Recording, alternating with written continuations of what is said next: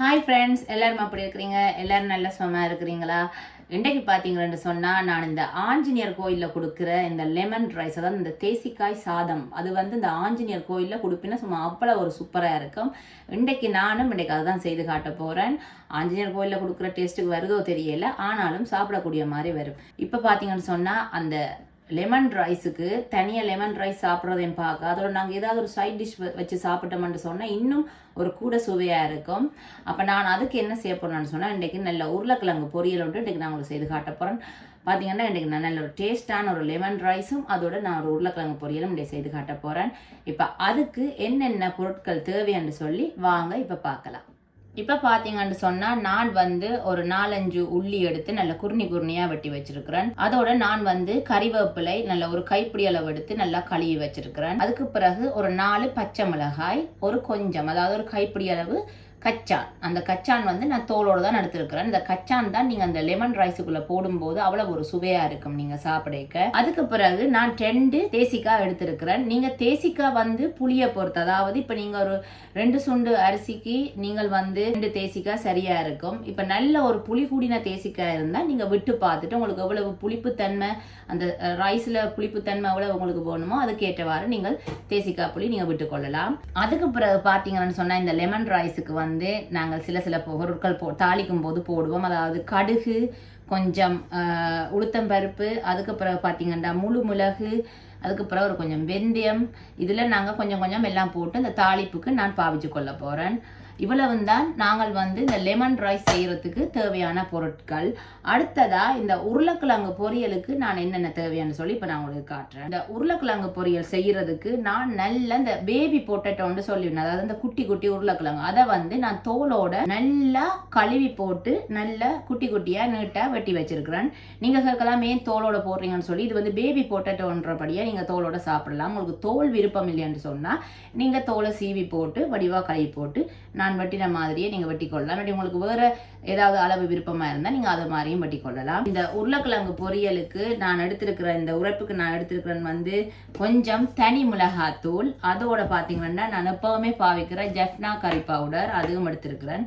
அது பிறகு தேவையான அளவு உப்பு, ஒரு கொஞ்சம் மஞ்சள், இதெல்லாம் நான் இந்த உருளைக்கிழங்குல போட்டு நல்லா பிரட்டி எடுத்துட்டு நல்லா டீப் ஃப்ரை, அதாவது நல்லா எண்ணெய்க்குள்ளே நல்லா முங்க விட்டு நல்லா பொரிச்சு எடுக்க போகிறேன். அப்படி எடுத்தோம்னு சொன்னால் சும்மா அவ்வளோ ஒரு சூப்பரான ஒரு டேஸ்ட்டாக இருக்கும். இப்போ நான் இந்த உருளைக்கிழங்குக்கு இந்த மசாலா பொருள் எல்லாம் போட்டு எப்படி பிரட்டுறேன்னு சொல்லி நான் இப்போ உங்களுக்கு காட்டுறேன். உங்களுக்கு உரைப்பு நீங்கள் பார்த்து போட்டுக்கொள்ளலாம். உங்களுக்கு உரைப்பு நல்ல உரைப்பு விரும்பினாக்கள் நல்ல உரைப்பு போட்டுக்கொள்ளலாம். இல்லை உரைப்பு பிடிக்காதாக்கள் நீங்கள் உரைப்பு குறைச்சி போட்டுக்கொள்ளுங்க.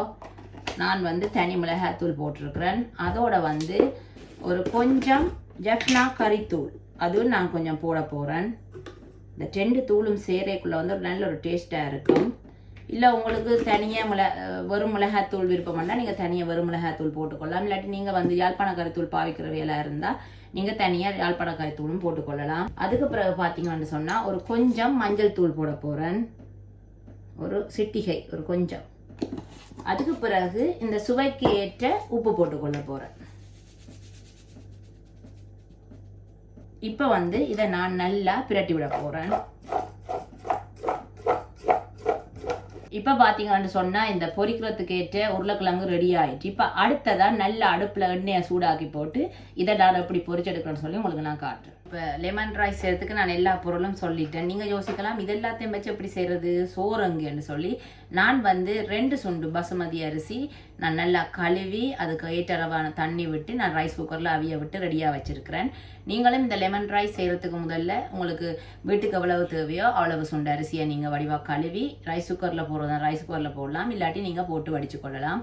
நான் பசுமதி ரைஸ் தான் எடுத்துருக்கிறேன். நீங்கள் மற்ற அரிசிகள்லையும் செய்யலாம். ஆனால் இந்த லெமன் ரைஸுக்கு கொஞ்சம் பசுமதி அரிசி கொஞ்சம் டேஸ்ட்டாக இருக்கும். இல்லாட்டி நீங்கள் வேறு அரிசிகளில் நீங்கள் செய்து பார்க்கலாம்.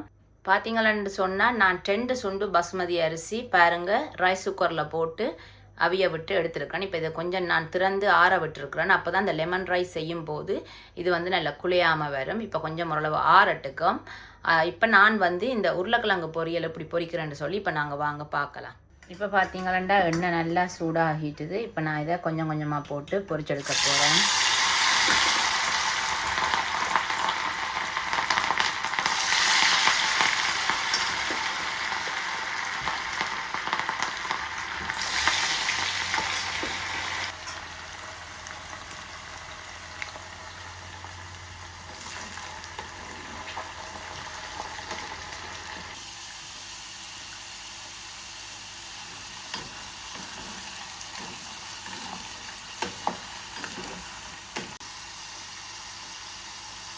இப்போ பார்த்தீங்கன்னு சொன்னால் இந்த உருளைக்கிழங்க பாருங்க சும்மா அந்த மாதிரி பொரிஞ்சு வந்துட்டு இப்போ நான் இதை வந்து நல்ல எண்ணெய் இல்லாமல் வடிச்செடுக்க போகிறேன்.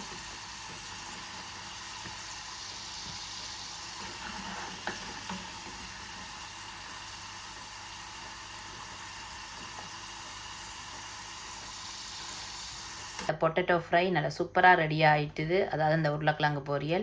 இப்போ அடுத்ததான் நான் வந்து உங்களுக்கு இந்த லெமன் ரைஸ் எப்படி தாளித்து அதை மிக்ஸ் பண்ணி எடுக்கிறேன்னு சொல்லி நான் இப்போ உங்களுக்கு காட்டுறேன்.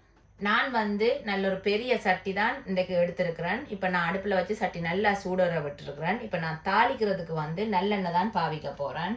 ஒரு அளவான நல்லெண்ணெய் விட போகிறேன்.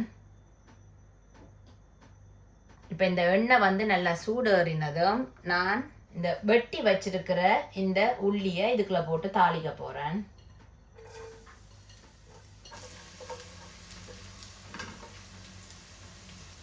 இப்போ இந்த உள்ளி வந்து நல்லா வாசம் பெற தொடங்கிட்டுது. இப்போ அடுத்ததா வந்து நான் எடுத்து வச்சிருக்கிறேன் இந்த கச்சான், இதையும் நான் இதுக்குள்ள போட போறேன்.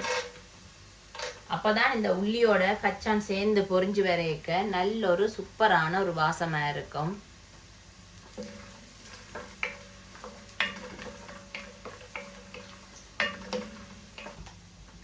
இப்போ கச்சான் ஓரளவு வதங்கிட்டு இப்போ நான் அடுத்ததை நான் கொஞ்சம் கடுகு போட போறேன். அதுக்கு பிறகு பார்த்தீங்கன்னா ஒரு கொஞ்சம் உளுத்தம் பருப்பு,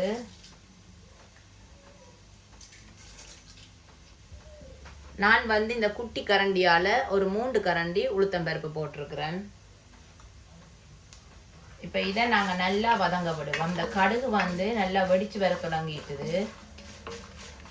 இப்போ அடுப்பை வந்து நான் நல்லா குறைச்சி வச்சிருக்கிறேன்.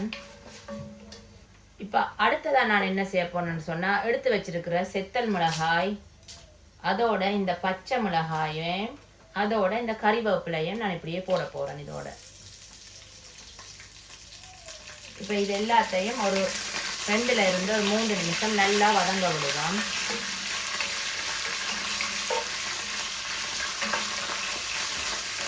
நான் ஒரு கொஞ்சம் உப்பு போட போறேன்.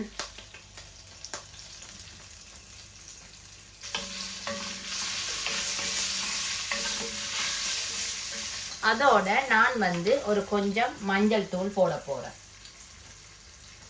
இந்த மஞ்சள் தூள் ஏன் போடுறேன்னு சொன்னா, இந்த சோறு வந்து கொஞ்சம் கலரா இருக்கும், பார்க்க கொஞ்சம் நல்ல வடிவா இருக்கும். இப்போ இதெல்லாம் நல்லா வதங்கிட்டு, அதாவது நான் போட்ட கருவேப்பமிலை, பச்சை மிளகாய், கச்சான், உளுத்தம் பருப்பு, அதுக்கு பிறகு செத்தல் மிளகாய், உள்ளி, கடுகு, இதெல்லாம் நல்லா வதங்கிட்டுது. இப்போ நான் அதோட மஞ்சளும் உப்பும் கொஞ்சம் போட்டிருக்கிறேன். இப்போ அடுத்ததை நான் சமைச்சு வச்சிருக்கிற சோறை இதுக்குள்ளே போட்டு கலக்க போகிறேன்.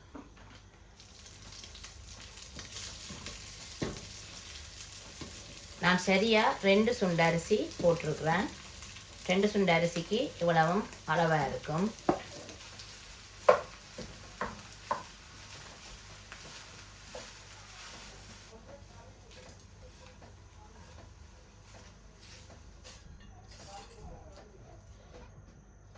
இப்போ பார்த்தீங்கன்னா நான் இந்த சமைச்சு வச்சுருந்த அரிசியை போட்டு இந்த தாளித்ததோடு நல்லா நல்லா கலந்து எடுத்துட்டேன். இப்போ அடுத்ததான் நான் உங்களுக்கு ஏற்கனவே காட்டினேன் அந்த 2 தேசிக்காய், அதை நான் அதில் புளிஞ்சு அதை சாறு எடுத்து வச்சுருக்கிறேன். இப்போ இந்த தேசிக்காய் சாறை இதுக்குள்ளே விட்டு நல்லா கலந்து விட போகிறேன்.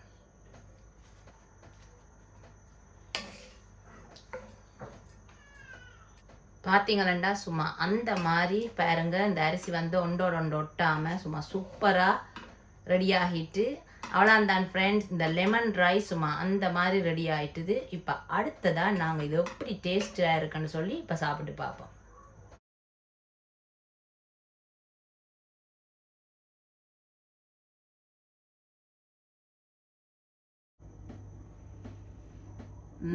பார்த்தீங்கன்னு சொன்னால் சும்மா அந்த மாதிரி ஆஞ்சநேயர் கோயிலில் கொடுக்குற மாதிரி அவ்வளோ ஒரு வாசம் அடிக்குது. வீடெல்லாம் உண்மைக்குமே சூப்பர் வாசமாக இருக்குது. இன்றைக்கி நான் செய்து காட்டின இந்த லெமன் ரைஸும் இந்த உருளைக்கிழங்கு பொரியலும் இப்போ எப்படி இருக்குன்னு சொல்லி நான் சாப்பிட்டு பார்த்துட்டு நான் உங்களுக்கு சொல்கிறேன். முதல்ல இந்த லெமன் ரைஸை சாப்பிட்டு பார்ப்போம். சும்மா கச்சான், உளுத்தம்பருப்பெல்லாம் போட்டு சும்மா அந்த மாதிரி இருக்குது.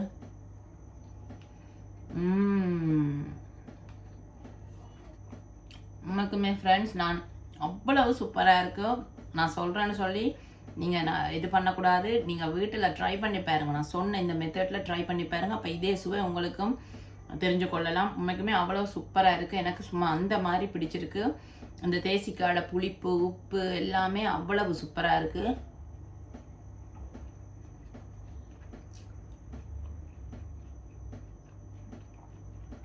இந்த கச்சான் எல்லாம் அவ்வளோ நல்லா இருக்குது. நிறைய பேருக்கு வந்து இந்த கச்சான் கஜு இந்த ப்ளம்ஸ் இதெல்லாம் சோறில் போட்டால் பிடிக்காது. ஆனால் உண்மையின்படி நீங்கள் இந்த லெமன் ரைஸுக்கு இந்த உளுத்தம்பருப்பு அதோட இந்த கச்சான் எல்லாம் அவ்வளவு சூப்பராக இருக்கும். அந்த பொரிஞ்ச அந்த சுவை நல்லா இருக்கும். இப்போ இந்த உருளைக்கிழங்கு பொரியல் எப்படி இருக்குன்னு நான் சாப்பிட்டு பார்க்க போகிறேன்.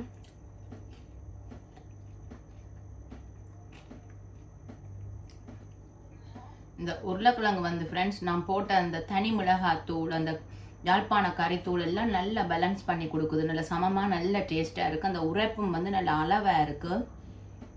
நான் ஏற்கனவே சொன்ன மாதிரி இந்த உப்பு சுவை உரைப்பு சுவை புளிப்பு சுவை எல்லாம் வந்து உங்களுக்கு நீங்கள் ஏற்றவாறு நீங்கள் போட்டுக்கொள்ளலாம். அதுக்கெல்லாம் ஒரு அளவு இல்லை. எங்களோட நாக்கில் இருக்கிற சுவையை பொறுத்து தான் எங்களுக்கு எவ்வளோ சுவை நாக்குக்கு இருக்குதோ அதுக்கு ஏற்ற மாதிரி நாங்கள் போட்டுக்கொள்ளலாம். மற்றும்படி நான் செய்து காட்டின இந்த தேசிக்காய் சாதம் அதாவது இந்த லெமன் ரைஸும் இந்த உருளைக்கிழங்கு பொரியலும் உங்களுக்கு பிடிச்சிருந்தா நீங்கள் என்ன செய்யணும், வீட்டை போய் கட்டாயம் இதை ட்ரை பண்ணி பாருங்கள். பார்த்துட்டு எனக்கு கொமெண்ட்டில் இது எப்படி வந்தேன்னு சொல்லி நீங்கள் சொல்லணும். அதே போல் எனக்கு இது வரைக்கும் தொடர்ந்து ஆதரவு தந்து சப்ஸ்கிரைப் பண்ண எல்லாருக்குமே ரொம்ப ரொம்ப நன்றி.